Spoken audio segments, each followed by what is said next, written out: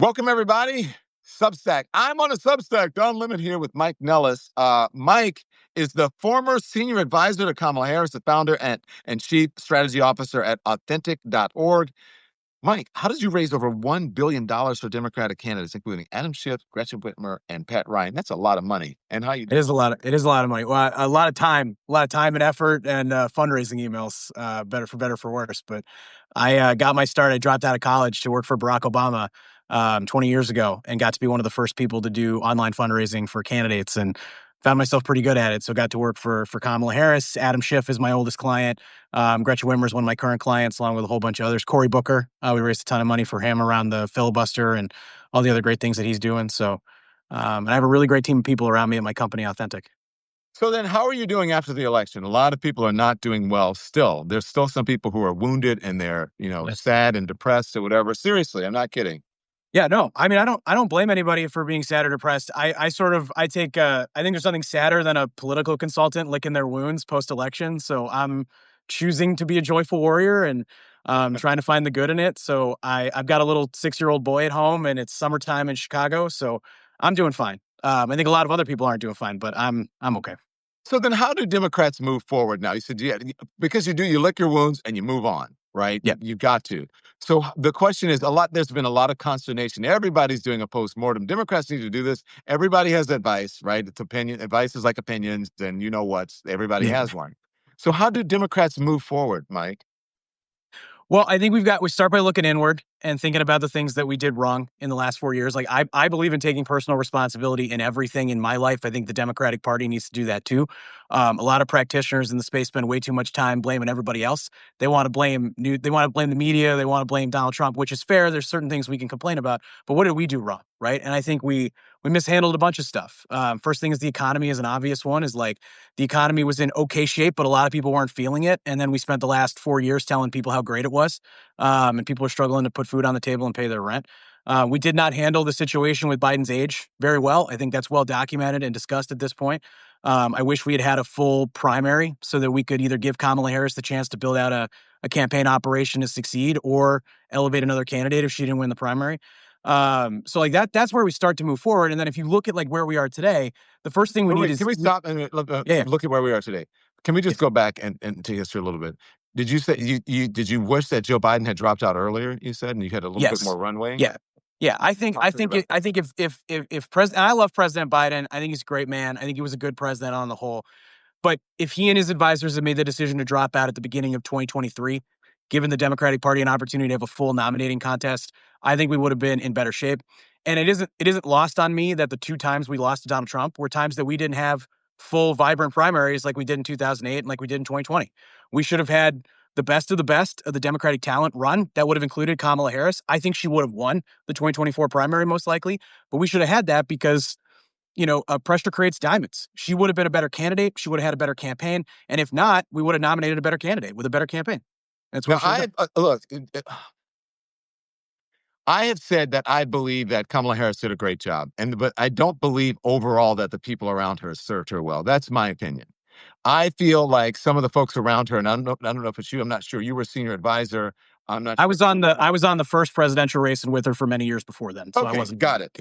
I felt that they were running her as a white woman trying to appeal to Black people, and instead of running her as a Black woman who can appeal to Black people and everyone. Do you like they were running her campaign to me in a similar fashion as they did Hillary Clinton, and I was flummoxed by why they were doing it that way, why they treated especially Black media as a sort of niche, media that you go to, say, okay, now we have to go over and talk to the Black people. Do you understand what I'm saying? Yeah, well, a lot of Democratic practitioners love to do that and bifurcate everything out that way, and I think it treats people with disrespect.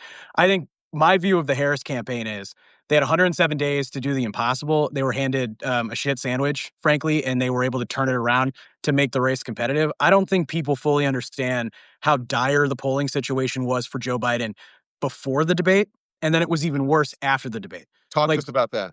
Yeah, on on the whole, we probably should have had a 1984 style wipeout, given how mad people were about the economy and given how mad people were about Joe Biden. And we didn't because Republicans ran a terrible candidate in Donald Trump. If they had run Nikki Haley against us, I think we would have been wiped out. I think that's the reality of the situation. And Kamala Harris taking over with 100 days after the debate actually saved the Democratic Party from a much worse fate. Because if you think things are bad now, imagine if Donald Trump had 58, 60 senators. Imagine if he had a massive House majority. He pretends he has a mandate, but he only won by about 180,000 votes in 3 states. It was very close. So it could have been a lot worse. And my view is that, again, a lot of mistakes were made. I would have preferred a full primary, but at the moment that Kamala Harris took over, they saved us. Doesn't mean they didn't get a lot wrong in that campaign, which is easy to say 6 months later, but I think they saved us from a much worse fate. And hindsight is 2020. So you think if Yeah. Nikki Haley had been the candidate, that it would have wiped Kamala Harris out or Joe Yeah. Biden out? I for sure would have wiped Joe Biden out. I also think Kamala Harris would have lost to Nikki Haley. I think people were really mad at the Democratic Party in this last election, but people also really dislike Donald Trump. And he is the worst type of candidate for them to have run. Really? I mean, Republicans, MAGA seems to love Donald Trump. Yeah, but They the did not. actual size of the MAGA coalition is much smaller than you think it is. Yeah. So then why didn't she win then? Why didn't she get the nomination? Well, If I she think was, what do you mean didn't get the nomination or for yeah, Nikki? if she were Yeah. to, if they had run her instead of Donald Trump, I mean, the folks wanted Donald Trump. It seems like Yeah. they did not want her. Well, Republican primary voters wanted Donald Trump for sure. All 3 times. That's who they wanted. I don't dispute that he's popular with Republican registered voters, but I think independent voters and I think middle of the road folks, suburban Republicans, are tired of Donald Trump, tired of this style of politics. Now, not enough of them pulled the trigger for Kamala Harris for us to win, which is unfortunate. But again, I think if they had nominated Nikki Haley, they very likely win and they pull a lot of suburban votes from us, a lot of moderate votes from us, a lot of independent votes from us. It would have been very hard to get to a majority in the electoral, or 270 in the electoral college. Okay, hold that thought because I want to talk to you about something that you wrote about MAGA voters. But let's continue. You said, and you were talking about Kamala Harris, and hindsight is 2020. I realize that I'm on the outside. I don't know. And then you said, now that we're here, and I cut you off to ask you about Yeah. what you said. Well, now that we're here, let's talk about what the Democratic Party can fix and what the Democratic Party can control. We're out of power in Washington. For the most part, Democrats can't do anything to stop what's happening. We can slow things down, but we can't stop a lot. But what we can do is start to elevate new leaders. I think the biggest problem in the Democratic Party right now is we need generational change at every level of the party. You hear a lot of people say that about, people who are too old. We talk about the Gary Connolly situation with oversight versus AOC. Now that's playing out again with Jasmine Crockett. But we need generational change everywhere. Like we need new consultants, we need new staffers, we need new folks who write legislation, we need new, bold, fresh ideas. I talk about this moment like it's the year that Lorne Michaels fired everybody on SNL except for Eddie Murphy. You have to prove that you're Eddie Murphy. Otherwise, you got to go. Because that's how bad losing to Donald Trump again is bad. And we all need to be like reflective of like our role in that and how we can get better. So that's number one. I think number two is we have to move to a place on policy where it's much more direct, immediate populist action in terms of how we help improve people's lives. Now we talk about the economy and healthcare and other stuff, and we've got to be big and bold in terms of what we offer people. And then we've got to get away from performative politics that isn't accomplishing anything and some of the policy positions that we've taken. Our position on the border over the last 4 years doesn't make a lick of sense to most people at home. And we got to moderate on that. Doesn't mean we start treating people poorly or without empathy, or we start, a lot of people in my party want to abandon trans kids. I don't think that's the right answer, but we can be a lot smarter about how we pick what we talk about and when we talk about it. And Democrats have gotten away from that. So those are the 2 things I would do immediately that I think would solve a lot of our problem. New voices, a new approach to how we talk about the issues. I like the way you put it. Choose what we talk about and when we talk about it, right? Yeah. And which gets elevated in which moment. I think that the interesting thing for me, I remember the fight for same-sex marriage or marriage equality, where I think that many members, especially gay men and women, realized that you could not always be at the top of the conversation because it was not productive. But then you got a candidate in the office who eventually got what you needed across the finish line. And I think that Democrats need to be that way around trans people. That doesn't mean abandoning trans people at all. No. It just means you know what to prioritize messaging wise. Am I wrong with that? No, I think that's right. And let's talk about what happened with gay marriage for a second, right? The reason we were able to make so much progress so quickly on gay marriage was because I believe 8 to 12% of the population is gay. Right. Everybody knows someone who is gay. My dad is a Trump voting Republican. He officiated my brother's wedding to a man and did a beautiful job, which is a good reminder that people are much more complicated than how they vote. And so my dad was able to get around that because he knew somebody. Now, the trans community is much smaller than that. So it's going to be a lot harder for people to understand what that means for them, their community, their family, to put themselves in that shoes. When we're talking about how to support the trans community, I'd much rather talk about it in terms of things that impact everybody, because the trans community faces a ton of discrimination on housing, on employment, and we should be focused on that because people can fundamentally understand you have a right to a job, you have a right to have a place to live. The sports issue is a great distraction for Republicans, and it pisses me off because I don't like watching Fox News pundits bully trans kids. That shit pisses me off. But I want to get back to the things that actually matter day to day to people. So, like, how do we make all kids feel safe? How do we make sure everybody can get a job? How do we make sure everybody can buy a house? That's what I care about. And if we can get back to that, we'll be all right. Mike, how do you get rid of a couple things? How do you get rid of the purity test in the Democratic Party? Because look who the Republicans have elevated. Look at the folks who are in cabinet positions now. These are, I mean, look, sort of the outcasts of society in some ways, right? And Yeah. yet they are now, leaders in the government. How do we get past the Democratic Party getting rid of Al Franken or some of their strongest and most vocal voices in media because oh my gosh, you did something wrong one day in your life? How does that happen? And Yeah. why do Democrats continue to do that? Have they learned their lesson? Well, I think let's talk about some of the incompetence in the government right now, because Donald Trump only cares about loyalty, doesn't care about whether or not you're good for the job. The head of FEMA doesn't know there's a hurricane season, which is Right. My wild God. to me. Like I know that, and I wouldn't put me in charge of FEMA. So it's we have to get back to a place where competence matters, because we got to keep people safe, and nobody is safe in this administration. I mean, people are talking about what Elon Musk got during his time in the government. Well, the first thing he did was he fired the head of the FAA, Right. because the head of the FAA was in the way of SpaceX and what he wanted to do. So, like, he accomplished that at minimum, which makes his business better. I do think Democrats have to get away from purity politics. There is, like, look, sometimes people are going to do things, and whatever they do, you're going to have to kick some people out of the tent. All right, I don't want to like relive the Al Franken fight for the 1,000th time, Yeah. but I Right. do think, like, on Substack, Joe Walsh, a former Republican congressman, just announced he's joining the Democratic Party. There are a lot of people on social media who are shitting all over Joe, but like, at least he's willing to take that next step and say, all right, I was wrong on these issues. I'm joining the tent. I'm going to be part of the solution. And like, I welcome anybody that puts themselves in the arena and wants to fight. And furthermore, I think if you want to talk about how we get competitive in states that used to be competitive for Democrats, Iowa, Tennessee, Louisiana, it's going to be with candidates who are flawed from a national Democratic Party perspective. So we're going to need some candidates that might not talk about abortion the way you want them to talk about abortion, but they're going to be with us when we need them to protect our fundamental rights. And so I care a little bit less about purity politics. I care a lot more about just getting shit done. And that's the other thing. The Democratic Party brand right now, if you ask people, they'll tell you two things, including Democratic primary voters. They don't know who the Democratic Party is fighting for, and they don't know if the Democratic Party can get anything done. So I care less about purity and I'm more about, let's just get some shit done. Let's build a road, fix a bridge. I am with you on that, Mike. Thank you. I hope that they are listening, because really, the only people, I believe, the only party fighting for democracy right now is the Democratic Party, and we can't lose the Democratic Party. A couple things. Let me just tell the folks who are tuned in now, who are watching, make sure you hit the heart, because it affects the algorithm and more people become aware of our conversation and Mike's channel and my channel. And make sure you join Mike's Substack at Mike, MikeNellis, right? Correct? Yep. Okay. Yep. Or And you then could search mine. endless urgency too is the name of my Substack. Okay, endless urgency. Okay, so let's talk about a couple things. You said, I just want to get shit done. Who do you think would be the best candidate in 28? Because everyone keeps saying, well, not everyone. A lot of folks are saying Pete Buttigieg is, getting ready to run. He's, he's out here talking to the bros. Gavin Newsom or Wes Moore or whatever. Do you think America is ready for a gay man as president or Yeah. another black man?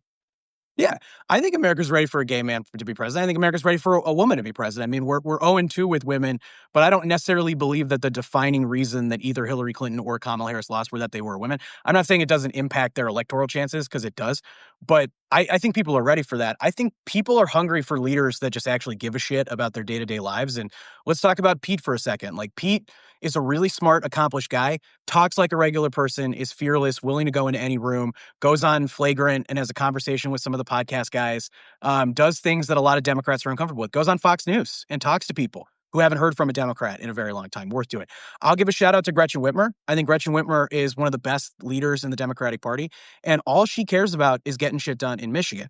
And a few weeks ago, You want to talk about purity tests? There were a ton of people on the internet that were willing to throw Gretchen Whitmer off the boat because she was willing to work with Donald Trump. And what she did was she saved a military base in her state and 30,000 jobs.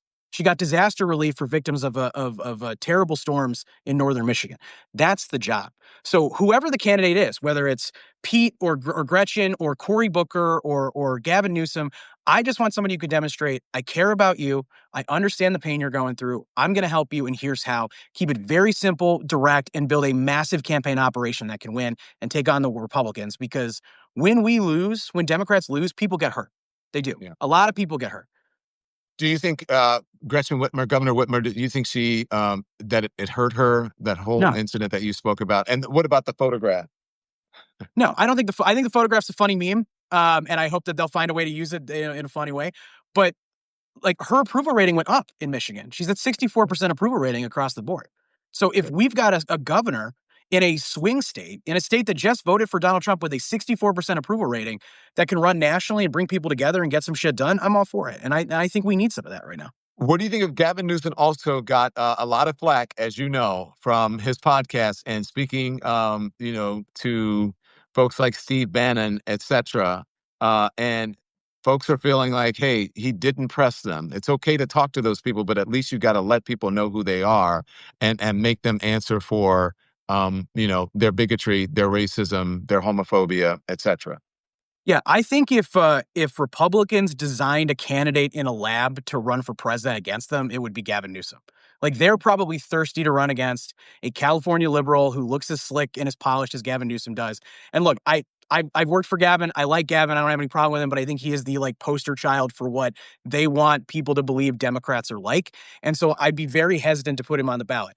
On his podcast, I have two thoughts about the podcast. One, he is the leader of the fourth largest economy in the country. What the hell is he doing hosting a podcast? He should be doing his job. Like he has the ability to command the attention that he needs. And if he wants to reach audiences, like all these podcasters are going to have him on, why not just go on Joe Rogan and talk to him for 3 hours about sports and culture and politics and the work that you're doing? I don't understand that. And then two, Newsom's best arrow in his quiver was that debate with Ron DeSantis, where he crushed Ron DeSantis. Was that like a year and a half ago? On Fox News. On Fox News, which was good. It was smart politics. So then to have Charlie Kirk on and Steve Bannon on and lose debates on your own podcast to me is embarrassing. And I think a mistake. So I think they understood the problem, which is that Democrats haven't been taking risks and Democrats haven't been communicating in these forums, but they went about it the wrong way. Whereas Pete Buttigieg did it the right way, going into those spaces, holding firm on what he believed in, and then talking to these guys about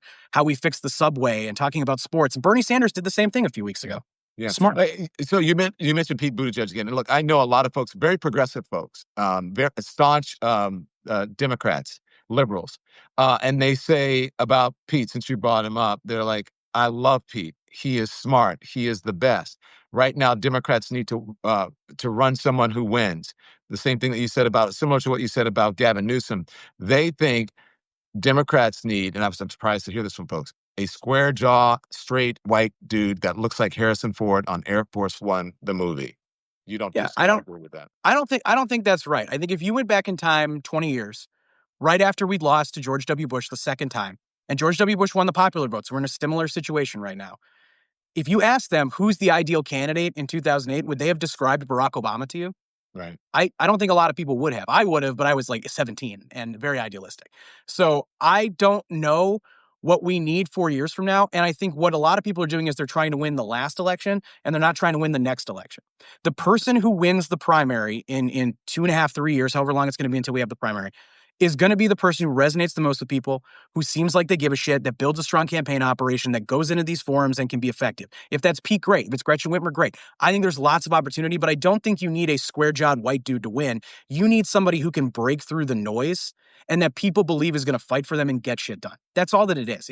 Politics is a lot more simple than I think all the prognosticators that I know want to make it out to be. We're going to be best friends because we think a lot alike. Good. I wish I had known you during the campaign because I would have used you as a sounding board for. Now we're best friends. I'm a long-time fan, Don. I'm a long-time fan. Thank you. When Substack was like, you should talk to Don Lemon, I was like, hell yeah, that sounds awesome. I say it like it is. corporate media was not ready for me, at least the new version of corporate media that's bending the knee to Donald Trump. So I will say, I agree with you on that, whoever resonates. And that Barack Obama, if you had said in 2008, remember, I was in Chicago. Barack Obama was a state senator when I was in Chicago. I knew him then. So here's the thing, though. Donald Trump changed the game, Mike. And Yeah. so I think he changed the electorate and he changed the world. I have people texting me now saying, this guy's a libtard. He doesn't understand the environment that we're in. Yeah, we need a square jaw, straight white dude to run because that's who's going to win. They don't want a gay man. They don't want a Gavin Newsom, someone who is, if you, I guess what you, out of a lineup or whatever, casting straight out of a casting call for president. They want, and I guess Harrison Ford, like guy, would be that kind of guy. But that's what they believe. That's what a Yeah. lot of Democrats believe. That's the only kind of person who's going to win. And we need to learn our lesson from 2020 and 2024, But I think or the lesson, 2016 and yeah. 2024. But I think the lesson from 2016 and 2024 is not you have to elevate a handsome white dude that can talk like a moderator. That we're just trying to recreate Bill Clinton in the aggregate, right? I don't think that's the answer. The answer is to let there be a full democratic process with a full field and let it get messy. Democrats are really uncomfortable with fighting with each other, and we wanted to avoid these primary fights. And so I think like if Biden had given up, or not given up, but sort of stepped back in 2023 like he promised, we could have had a full primary, and then the people would have decided who was the candidate. Let's follow the energy and enthusiasm. In 2016, look, I was on Bernie in 16. We lost. I don't agree with Bernie that he got screwed. We lost. But Hillary Clinton and Barack Obama were able to push out a lot of qualified, excitable Democrats who could have run in 2016 against her. And if we had had a more vibrant primary, either Hillary would have emerged as a better nominee or we would have launched a better candidate. I think we should do that. So it isn't like a knock on Hillary or Kamala Harris. It's that they would have been better candidates with that. That's the lesson. Have the fight. Like, primaries are good for the Democratic Party. They make you a lot closer to the problem. They make you a lot better of a candidate. That's what we've got to do. Well, I guess you're saying something similar to how I feel, is that I just don't think that they were close enough to the people. And I think the candidates are fine enough, but the people around them are really, really important. I remember going to, we had the editorial meetings at networks with the campaign folks. I would go to a Donald Trump campaign. We'd have the sort of off the record thing, the editorial thing, and they would come over to the network and we would talk. The Trump folks knew everything. I would say, well, I want to interview Donald Trump about this. And they'd be like, really, Don? You know what you said last week about such and such? And I would go, guys, give me a chance to talk to him about it. And we would hash through it. The Hillary people would come in and they would know anything about what anybody had said on CNN, and they were picky and choosy about this. I'm telling you, Democrats cannot do this in 2024 and 2028, especially when it comes to social and digital media. You cannot be like Hillary Clinton and pick like, okay, I'm just going to go and I'm going to do Anderson, and then I'm going to go and I'm going to do Robin, and then I'm going to go and I'm going to do, I don't know, Katie Couric, whoever's on the Today Show. Right? You got to get down there in the weeds, like I said, and like I said to you earlier. You cannot, if you run a Kamala Harris side, you can't treat it like you're running a white woman who's trying to appeal to the black community. Kamala Harris should have like hit up Tamron Hall. She should have gone on Joy Reid show, even if it's for 5 minutes. She should have sat down like it's a junket and done every single podcaster and streamer that she could in one day, instead of, I'm going to go on The View and I'm going to do this and then, okay, I'm going to do joke. Like, create an ecosystem that works for the party rather than going on the other ecosystem that wants to crush and kill you. You have to do that, but you also have to build up people like me and other people on the other side so that ecosystem becomes just as big. Probably will never be as big as the Republicans because they're like a cult, but as big as possible and as supportive as possible. Yeah. Do you understand what I'm saying? I do.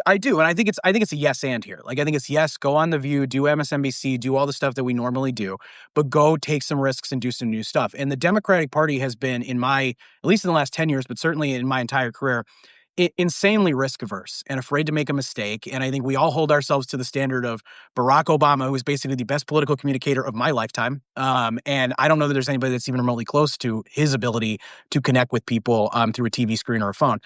But we have to take more risks. And what happens is, you talk about purity tests, the Democratic Party loves to eat itself, right? So if I go on Joe Rogan for 3 hours and I talk and I say something stupid or I laugh at the wrong joke, I'm going to get a couple of thousand people who are mad at me. And then Democrats' immediate reaction is to like go hide and not, lean in to like the absurdity of that. That's why like the stuff with Gretchen Whitmer was super silly. Like, do you really believe that like one dumb photo in the Oval Office is going to ruin a political career?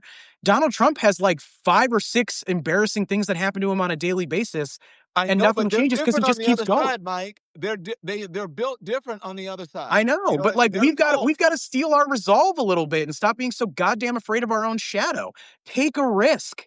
Go have an uncomfortable conversation. Like, hiding Kamala Harris didn't work. And like, look, I think Kamala Harris would have done great on Joe Rogan. I think she would have been fine. I've spent plenty of time with her. She's hysterical behind the scenes. I want people to see that. And like, if you can't do that, I said this in my editorial yesterday on Substack. Like, if you can't do that, you can't run for president. You can't. You have to show that to me that you can do that. And then there'll be other emerging forms of content that don't exist today that'll exist 4 years from now. You got to be able to participate in those too. Mm-mm. Um, so let's talk about, you wrote something on Substack, right? This is your Yeah. Substack thing that says that Democrats have to stop, did you say demonizing or making fun? Uh, Lecturing. I feel like we lecture people. lecturing. Yeah. Lecturing MAGA people? Everybody. Everybody. If my biggest complaint with the Democratic Party, beyond, I have a lot, as you can already tell, but like, I think that we act like we're America's HR department. And everybody hates, I'm married to someone who works in HR, right? Like, nobody wants to hang out with the HR person until something is wrong. And if people only want to talk to us when there's a grave national emergency like the 2008 financial crisis, then we're going to struggle to get things done that we want, like get people more healthcare, good employment, help them buy a house, retire with dignity, et cetera. So we've got to like calm down a little bit. And I think in the last 4 years, like, there was a necessary conversation about the way certain people were being treated, about the way certain words that were being used, and then we kind of like went overboard on it. And then on top of that, we've fully boiled down people's voting habits and choices into the entirety of their personality. And I think that's wrong. Like, there are people who voted for Donald Trump. I've got a friend here in Chicago who voted for Donald Trump. Really good guy. I went to college with him. I think very highly of him. He voted for Trump and he was like, everything's too expensive. I think they covered up Joe Biden's health. I think the Democratic Party deserves to be punished. I hate Donald Trump, but I'm going to cast the ballot for him here. So now, is the reaction to my friend to go, we're racist. You're a terrible human being. Like, saying I told you so or attacking people like that has never won any argument. Like, I'm married. Saying I told you so has never worked in my relationship. So like, we have to start treating people like fully realized human beings and realize that much of the stuff that unites us is much more similar than you think, right? Our desire to like be safe, our desire to like have financial resources, start a family, et cetera. And then on top of that, Democrats completely abandon large parts of the electorate. So we don't go to rural communities anymore. We don't go on Fox News. We're not talking to certain communities. We're afraid to talk about the fact that we're getting killed with young male voters and white voters across the country. We don't talk about it. Like, when I founded White Dudes for Harris, along with a bunch of other great guys, there were so many people that were like, you're insane. We can't be organizing white men. That's dangerous. What the hell are you doing? And I'm like, I'm trying to highlight a problem that facilitates the ability for Donald Trump to get elected, because Do the you get, systems that are in place don't lead to that. do you know that I gave advice to those guys that called me in the beginning and like, what do we Did do? I'm you? like, here's how you do it. You go, you're everywhere. Go and be everywhere. Yeah. I think it's great. And I just interviewed the white guys for Kamala, a panel of I think it was 2 or Yeah, 3 people. Tim and the Find Out Yeah, guys, right? Yeah, they're great. I think they're doing great work, and I loved him. yeah, I think they're doing great work, and I'm glad that they are still continuing. But they have changed it. It's not white guys for Kamala. They've changed it. There's something else that they're It's called the Find Out podcast. the Find Out, the Yeah, Find yeah. Out podcast. Good stuff. Um, what did I want to ask you about? I lost my train of thought here. I wanted to ask. Oh, what do you think about what's happening? The whole thing with Biden's cognitive ability and the book and Tapper and all of that. Yeah, Yeah. look, I think it's something that it is an important story. It should be reported. The criticism is at um, not the right time, or we have bigger problems, and the person in the White House is a lunatic and has also had cognitive decline going on, and you guys aren't really profiling or highlighting that.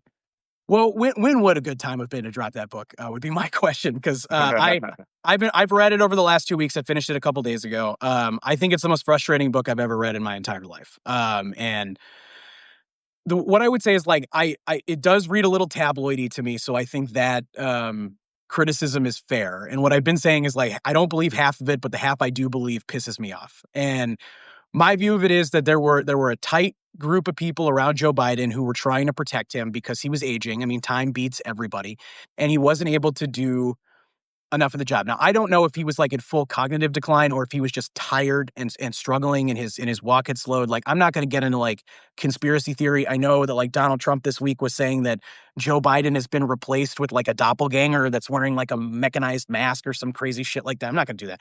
But what I do know is politically, we had all the disadvantages of incumbency in the presidency because people know that the Democratic Party is in charge, and none of the advantages because Right. Joe Biden could not fully utilize the bully pulpit, which made it difficult to explain why we were involved in Ukraine, made it difficult to explain the economic situation, made it difficult to advance an agenda. And his inability to make the political decision to not run in 2023 and 2024 is ultimately, I think, what killed us in this election against Donald Trump. Yeah. So listen, I like viewer feedback. Lisa Thompson, I think she's speaking to you about an anecdote that you give. Because says, but that argument your friend had is bullshit. He overlooked racism, homophobia, misogyny. Shame on him. Do you have an? Do you know what she's? Lisa. Yeah, I think look, Andrew Yang got made fun of a couple of months ago where he said if you give people two shitty options, they're going to pick one. And that's really what it is. Like you give people two shit. It doesn't mean he's not. Yes, he overlooked Donald Trump's racism. He overlooked all the negative parts of Donald Trump that are very real. And I would never vote for Donald Trump, period, end of story. But to Jake, he's trying to figure out what's best for his life. And like I'm doing pretty well economically. Like Jake, I'm sorry to say his name. I shouldn't have said his name, but like to my friend, like he's living a little closer to paycheck. And so to him, he's going, I'm not doing as well under the Democratic Party as I was under the Republican Party. And voters are fundamentally self-interested human beings. So they're going to pull the lever for who they believe is most likely to help them. And in the case of a lot of folks in the middle, that's who they voted for. It doesn't mean you're right. He was overlooking that. And Lisa, you're right. I don't think that Kamala Harris was a shitty option, but I think between the two parties, between the Democratic Party and the Republican Party, they were two shitty options to most of the electorate. And we have to acknowledge that that's the way most people view us. The Democratic Party's approval rating, its likability, its favorability rating, its ability to get stuff done based on the polls, people do not like the Democratic Party, and we have to acknowledge that if we're going to move past it. Mike, the MAGA people have been just elevated, profiled. Um, I think over-indexed in media for so long, ever since like 2015, 2016. We have to figure out what the MAGA vote is like. And you have, one panel after the other and focus group after the other about MAGA, MAGA, MAGA, MAGA every time. I feel like we know a lot about the MAGA voter. And so you said, are you saying that we, meaning the media and also the Democrats, need to reach out to MAGA voters and try to bring them into the tent, or should they not question them? Explain to me what you mean, because Yeah. there are not a lot. There are some people who are MAGA people in my life who I just had to let go because they didn't make any sense. And it was what they were doing was actually really offensive to me, not only as a man of color, not only as a gay person, but as an American. Yeah, well, I think there's a difference between a MAGA voter and a Trump voter, right? Those are not the same things. And what you find on the But you internet have to is overlook a lot of stuff. You got to overlook a lot of yes. racism. You got to overlook a lot of shit to be a Donald Trump voter, even if you're not MAGA. Sorry. Yeah, but what I will say is like I think when you make that argument, I don't know that you intend to do this, but a lot of people do this, is you put yourself on a pedestal. And this is the way it comes out to a lot of other people. It's like, look how great I am. I voted for Kamala Harris. Look how progressive I am and how special I am and how amazing I am. And you're a bad person because you voted for Donald Trump. And if you're somebody like my friend, or if you're somebody like my dad, and you're like, everything's too expensive. And I don't trust the Democratic Party right now. I think they lied. And like, there are reasonable arguments to go I can't pull the lever for the Democratic Party here. I don't agree with those arguments, but I see them through the lens, trying to look through somebody else's eyes. And what I recommend all Democrats do is to take a minute and just try to listen like you're wrong and just think I'm wrong. And what's the perspective of the person who's sitting there? Again, they are overlooking a lot of things. They're overlooking a lot of grift and corruption from the Trump administration, which I think is going to be the defining issue of the 2026 midterms and potentially 2028, Right given on, the fact brother. that Donald Trump is just stealing from the federal government. I struggle with their decisions, but I don't believe that they're bad people. And I also know that I'm not going to get them back by treating them like they're bad people. It's Yeah. just going to have to be, I got to reach out and go, hey, I want to help you. And keep in mind, there are large areas of this country where people haven't heard or seen a Democrat in 20 plus years. And that is a huge problem, too. They're getting all of their news about Democrats from Republicans. So they're trapped in an economically disadvantageous situation in small towns that have been abandoned by manufacturing jobs. And on top of that, every bit of media that they're getting is blaming it on effete liberals and immigrants who are crossing the border, and then nobody's showing up to go, hey, this isn't actually what's happening. And if Donald Trump is winning, you know, 80%, 90% of the vote in rural Georgia, let's say, and these are made up numbers, and I show up a little bit and I peel off 5 to 10% of the people who are willing to listen to the argument, it gets a lot easier for me to win a presidential election, gets a lot easier for me to win a Senate race, gets a lot easier for me to build a coalition that can get stuff done. In your, you're speaking, I think you're talking about mostly about Democratic and candidates, et cetera, right? Yeah. Or Oh, I mean, I think in our organizing apparatus too. And then Yeah, what we but end up I'm doing talking is about in your personal life. I'm talking about in my personal life. Now, look, of course, I can speak to someone who's a Trump supporter or a MAGA supporter. As a journalist, I can do that. If I were a Democratic apparatchik or an operative, of course, I could do that. But in your personal life, I think that makes a difference as well in winning people over. And I think as a progressive or a liberal or someone who's actually quite rational, many of the things that MAGA stands for, and MAGA is Donald Trump, is very insulting to people, and not just in the political realm, but a personal realm, in a moral realm. And I don't mean a purity sort of test. If you're saying I don't give a shit about gay people and fuck gay people and I don't think they should be married, that means you think that I should not exist and I shouldn't have the same rights as you. I right. think that people personally have a right to feel a certain kind of way about that, and they don't have to really invite those people into their lives. There's a Yeah. difference. I mean, there's that Tupac quote, right? Like, I hope you don't starve, but I don't want you to eat at my table, or something like that. I think Exactly. about that a lot. Yeah. And like, look, I realize that like I'm sitting here as a white man, as a straight presenting right man. I'm actually bi, but I'm in a straight passing relationship, so it doesn't matter. But like, I have a lot of privilege to come in here and go, hey, we got to keep reaching out to people and trying. I recognize that, but I grew up in Nebraska. But you do have to do that. You do, You yeah. have to do that. Yeah. I have to do that as a practitioner for You- sure. Like yeah. like Don, if you cut people out of their lives because they're going to be disrespectful and horrible to you, given your identity or who you are, like I respect that. There's nothing wrong with that. I'm saying as a party, we have to try to reach these people and get some of them back. And I think also acknowledge that just because you voted for Donald Trump doesn't mean you agree with 100% of MAGA, doesn't mean you agree with 100% of what Donald Trump did. A lot of people took a protest vote here, and a lot of people took a vote because they hoped things would get cheaper, because we just got killed on inflation. And that happened to basically every country on the planet. Every Western democracy got crushed because of inflation. Yeah. The incumbent party got killed. And Kamala Harris, by the way, overperformed. And the only people who performed better than her were Canada and Mark Carney, thanks to Donald Trump. So the fundamentals were against us. And I'm saying if we're going to get back to a governing coalition, we are going to have to win a lot of these people back. And it isn't going to happen by lecturing them. So I do have a friend who is not MAGA, not necessarily a Donald Trump supporter, but he voted for him because of what you said. He wasn't a fan of Kamala Harris, and maybe it was economics or whatever. And he called me over Memorial Weekend, and he said, "I cannot believe the level of corruption that's going on inside the Trump administration." And I said, where the fuck were you? Are you kidding me? Mm-hmm. Uh, you know what I mean? Like, really? Yep. You did not see that? And he goes, "No, I didn't think it would be so, it would be so out in the open that Don Jr. would be getting billion-dollar contracts from and making billions of dollars from Qatar, or that he would be accepting an airplane from Qatar. I just didn't think that would happen." And They're I'm pushing the shocked that you're limits. shocked. Yeah, they're pushing the limits of our tolerance for this stuff. And they're really trying to see how far, there's that saying about like Rome, we thought the walls were made of stone, but they were actually made of paper when it was collapsing. That's kind of what a lot of this feels like, is that the Democratic Party especially has been playing by a rule book that we thought was set in stone, and it really isn't. So like it allows them to kind of get away with all this grift. And the $400 million Qatari plane is so brazen to me and so easy to explain. That's why it's so unpopular and it's created real political problems for them. I can't believe they think they can get away with that. It's just it's try not to drop an F-bomb on this, But but I there are think it's so Republican law. reasonable. You can drop an F-bomb. This is Oh, great. Substack. Well, I think it's fucking crazy. I think it's fucking crazy. Like, But Jesus. also, there are Republican lawmakers who are making excuses. Hey, haven't you ever heard of the Statue of Liberty? That was a gift, and it's like, oh my Yeah. god. But to its credit, Rand Paul spoke out about it. Ted Cruz spoke out about it. And Ted Cruz about as MAGA as he can come. I mean, Donald Trump literally attacked Ted Cruz's wife and literally Ben claimed that Ted Cruz's Shapiro. dad Yep. killed JFK. Yep. And he's put through with all of that. But this plane was like a step too far. Yeah. You talked about my wife's looks and that my dad was, yeah.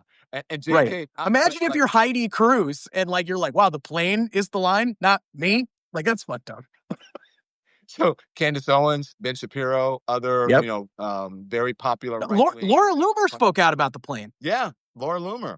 Yeah. Don't say it a third time or she'll appear like Beetlejuice. But I know, right? What happened? My question is also, what happened to Vivek? What did they do? Did they just cancel Vivek? Vivek, he's running for governor of Ohio. Yeah, but do you hear from him at all? I don't know. He was supposed to be Doge, and he was in the media, and nothing, crickets. Yeah, I don't know. I mean, he was with Doge for a week, kind of realized what it was, and I think he was like, I gotta get out of here. I gotta get out of here. Vivek might be smarter than the rest of us because he just yeeted right out of there. I gotta get out of here too. So tell us how we get you. Where do we find you? Yeah, so I'm on Substack. My Substack is called Endless Urgency. I'm trying to keep it free for everybody because I wanna be as useful as I can to help people understand what's going on in our politics, what's going on in the Democratic Party. I do have, if you think I can be helpful, and if you're willing to become a paid subscriber, it's $8 a month just to help cover like the cost of managing everything. I'd appreciate it so I can keep it free for everybody.